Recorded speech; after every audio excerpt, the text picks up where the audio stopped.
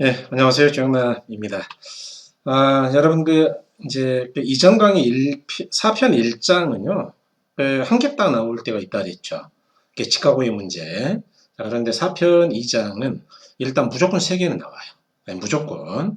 그러니까 여기는 정리가 어렵지만 잘 되어야 되는 부분이죠. 자, 그러면 하나씩 한번 해보자고요. 이 4편 2장이 이제 부동산 정책인데, 일단 정책의 의미 한번 볼까요? 네. 우리가 부동산 문제는 인간과 부동산의 관계가 악화되는 거라 했잖아요. 그럼 이제 부동산 정책은 뭐겠어요? 일단 정책이니까 정부가 하는 건데, 이렇게 악화되는 것들을 개선하려고 노력하겠죠. 그래서 부동산과 인간의 관계를 보다 합리적인 것으로 바꾸고자 하는 공적 노력이다. 이렇게. 그럴 때 이제 여기 이번에 정부의 시장 개입은 시험에서는 아주 많이 나와요. 굉장히 중요한 부분인데, 일단 우리가 살고 있는 사회가 자본주의죠. 그러니까 사회주의와 다른 점은 사회주의는 국가가 계획하에서 생산 분배를 하는데, 즉 강력한 정부의 통제하에서 하는데, 자본주의는 우리가 물건을 뭐 국가가 만드는 거 아니죠. 시장에서 공급자, 소유자가 만나서 시장에서 배분이 된단 말이에요.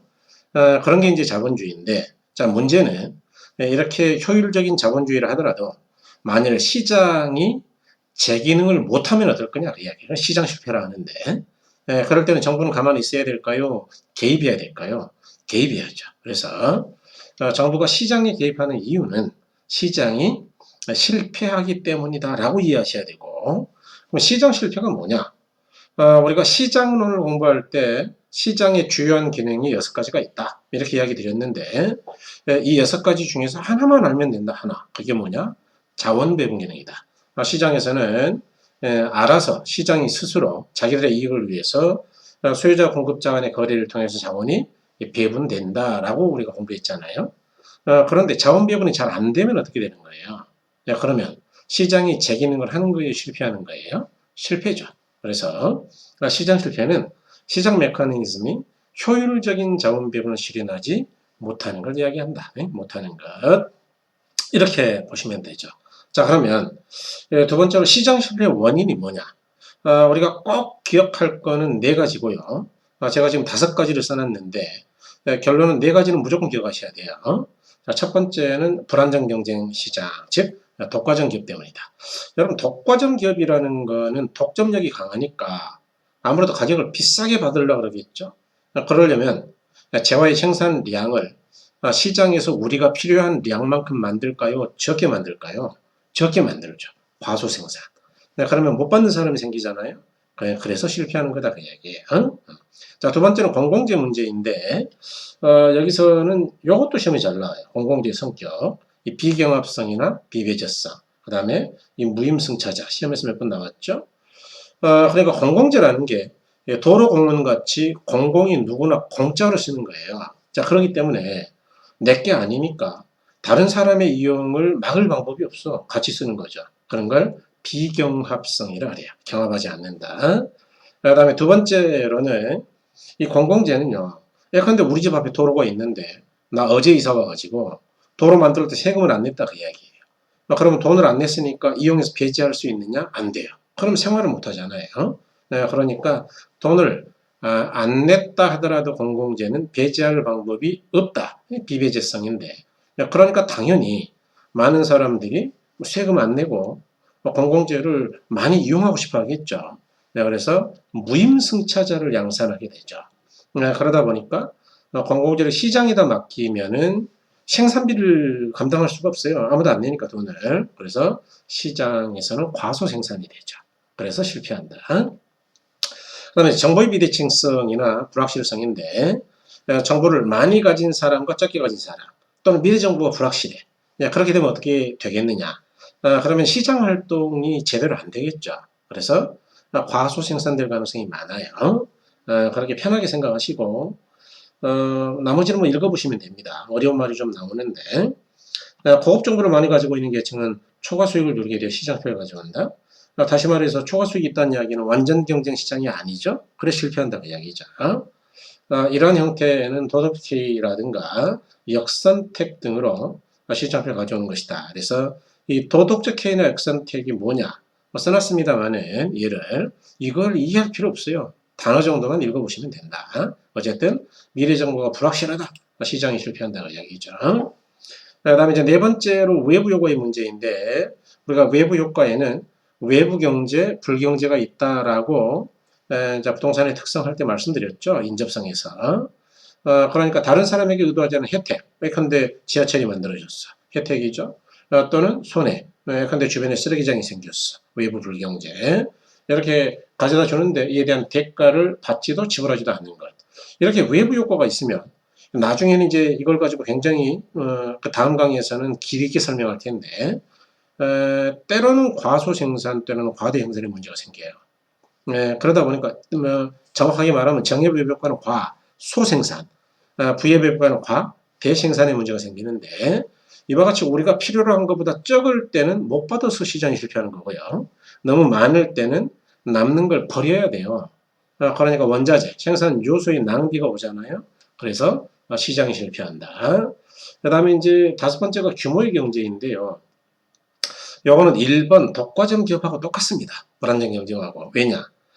규모의 경제라는 건 경제가 유리하다라는 이야기를 했죠.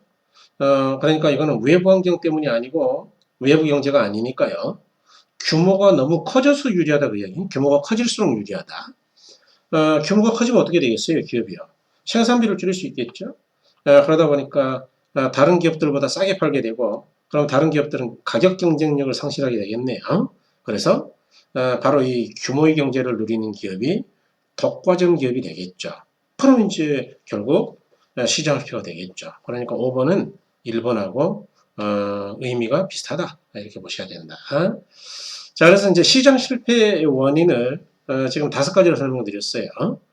물론 기업은 4가지로 해도 된다 그랬죠. 첫 번째는 불안정 경제 시장 독과점이죠. 두 번째는 공공재의 문제죠. 세 번째는 외부 효과의 문제죠. 네 번째는 정보의 불확실성이나 비대칭성이죠. 규모의 경제는 불안정 경쟁으로 봐도 된다라고 이야기 드렸네요. 그러면 이와 같이 시장이 실패하면은 우리가 살고 있는 자본주의 사회에서는요. 정부가 가만히 있다 그랬어요? 개입한다 그랬어요? 개입하죠. 자, 그래서 개입하는 건데 정부가 개입하는 것도 크게 2가지 이유가 있는 겁니다. 첫 번째는 정치적 기능을 수행하기 위해서이고요. 두 번째는 경제적 기능을 수행하고자 하는 거예요. 그럴 때 정치적 기능은 뭐냐? 사회 전체가 비교적 고르고 안전하게 살자 그 이야기 아닙니까? 그러니까 2번 보시면 저소득층에 대한 주택 공급이죠. 이렇게 여러 가지 주택 정책은 사회 전체가 안전하게 살자는 목표를 달성하기 위한 정부의 정치적 기능이다. 그러니까 못 사는 사람들을 보호하는 것, 그걸 정치적 기능이라 그래요. 그 다음에 이제 경제적 기능이죠. 경제적 기능은 뭐냐? 자, 지금까지 우리가 말씀드렸던 시장 실패를 정부가 개입해서 수정 보완하기 위한 노력이다 이야기죠. 그래서 시험에서는 당연히 경제적 기능을 많이 얘기하겠네요.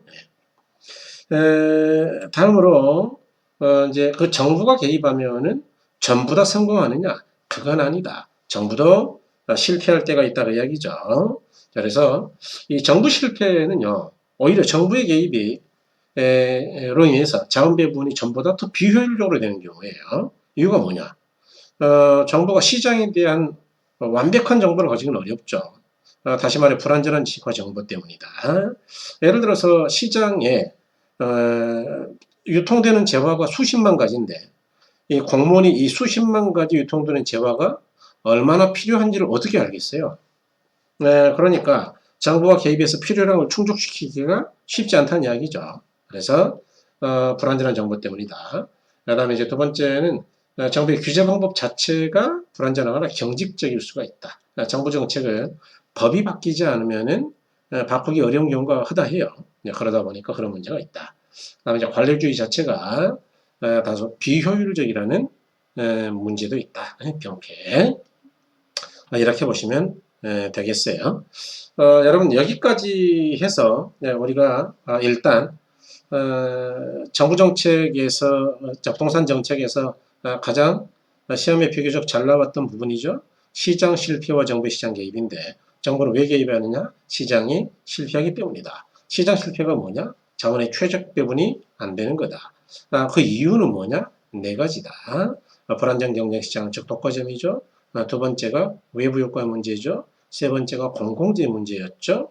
네 번째가 정부의 불확실성이나 비대칭성의 문제였어요.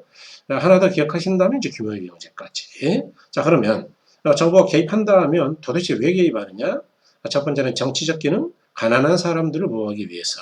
두 번째는 경제적 기능, 시장 실패를 수정하고 보완하기 위해서.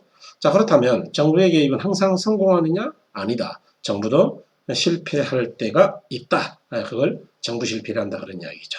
이렇게 논리적으로 잘 정리가 되어 있어야 돼요. 여러분 다음 시간에는 이러한 정부의 개입 방법에 대한 것하고 뭐 외부 효과 뭐 이런 것들을 한번 보겠습니다. 고생하셨고요. 다음 강의에서 뵙겠습니다. 수고하셨습니다.